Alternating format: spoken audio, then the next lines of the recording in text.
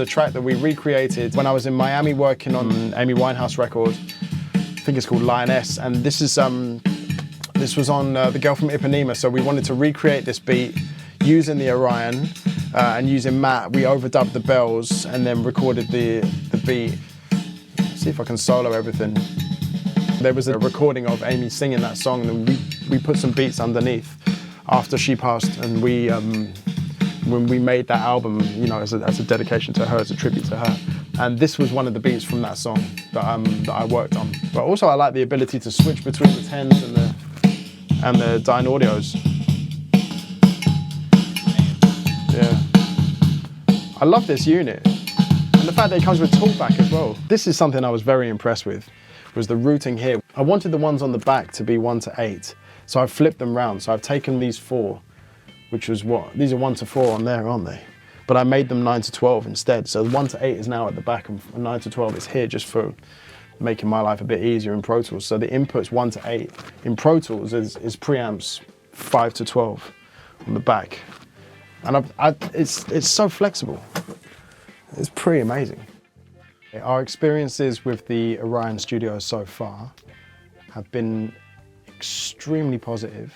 Having 12 preamps has made, certainly for what we do in terms of the drumming and the recordings that we're making, having the ability to use more than 8 inputs is incredible. I don't think I've ever come across any other piece of equipment that has given us that flexibility. So that's just opened up more sounds and more variety and has expanded our sound. So that, for starters, was just pretty special. The routing as well, I have to say, with this software, quite amazing. Once you get your head around where things are going, it's completely logical and it makes sense on many different levels in terms of where everything's going, what things are going through and where things are coming out. And having the ability to have 0 latency mixes as well for Matt was really important, because it meant that I can do what I need to do within Pro Tools and then send Matt the sounds that he needs to hear. And therefore, the combination of both gave us, you know, some pretty impressive results. It's really flexible and it's really easy. So I'd say overall, we're quite happy. The input and output capabilities of the Orion Studio is multi-format. The Orion is actually more than capable of doing everything we need to do. We're already thinking of expansion, having got the equipment in. The converters that we have within the Antelope Orion Studio have given us the ability to capture what it is we're recording. One thing that we were quite specific about when we decided to set up this studio was the use of the source being as high grade as possible. So we have some vintage Neumann microphones, some vintage AKGs, some vintage Bayers and Shaw microphones, and some incredible drum kits and percussion and the cymbals. And the source that we're recording is really, really important to us. So therefore capturing it is incredibly important. And we have the ability to do that with the Orion Studio. Using the Antelope, the sound that it gives us is a crystal clear representation. It was quite shocking actually, the difference between the 2 interfaces. It's like a true sound. And super clean. We noticed that in comparison to one that we were using before. It was very important to us that the sound was accurate, what we were capturing was accurate, and what we were recording was exactly the sound that we wanted it to be. When we pressed play on Pro Tools, what was coming back was the sound that we put in. And that was key to what we're doing. It's key to every recording, but you don't get that all the time. So first of all, it's important to mention the clocking of the oven clock. And like you mentioned before, when we were using other systems, we weren't able to hear the detail in the overheads. We weren't able to hear the details in the hi-hats. The percussion microphones that we've been using as well, everything is crystal clear.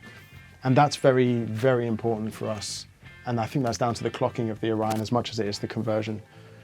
So the sound of things in the high end, the detail is way better. The stereo imaging is much better. But the bottom end as well, we noticed as well some big difference. Yeah, real kind of tight and warm bottom end without being overbearing. I was very impressed.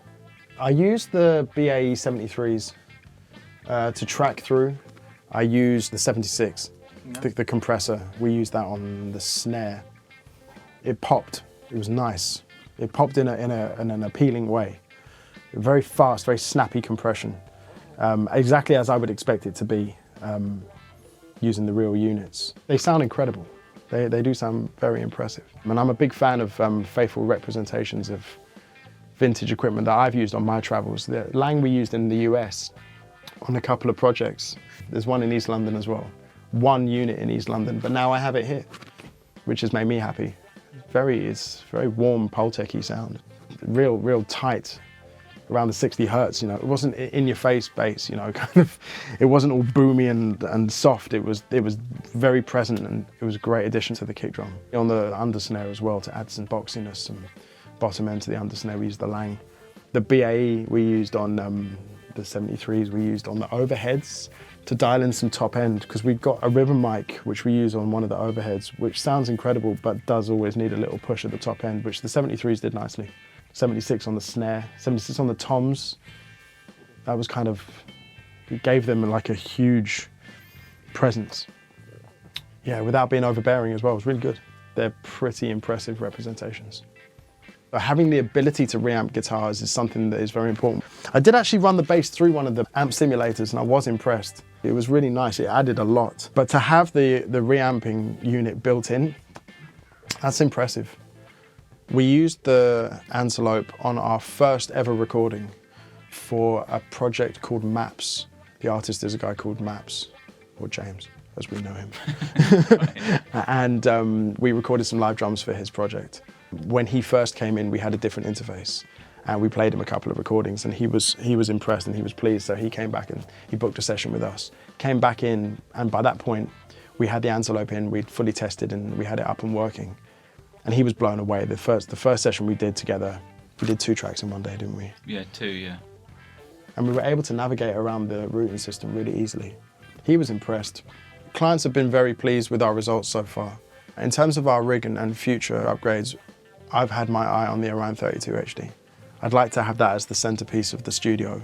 I'd like to have a selection of preamps and outboard, potentially a desk or possibly just a hybrid of a studio, with the Orion 32 as the centerpiece, providing so many inputs and outputs that I can just select everything as I want it, route everything as I want it, and then add the colors as each project requires, but not have to constantly patch things in and out, just use the Orion 32 as a digital patch bay. I love the portable one. Is that the Zen?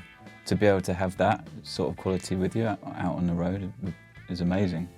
It seems that the way people are making music these days is in a very small, compact way in terms of its, it can be done anywhere. It can be, I see people sitting on the train on their laptop, on their headphones with small interfaces just, you know, plugged in.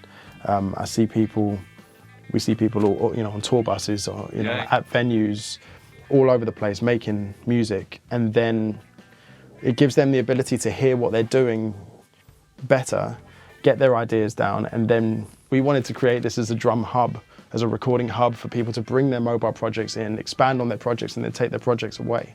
That was the intention. So actually I think it's a bit of both in terms of people being able to be mobile, but we love the idea of everyone making music anywhere, but then that includes us. So we're used as a drum recording facility for people to come here and use the recording facility, get the drums that they need, and then take it away. Any producer could come from anywhere in the world.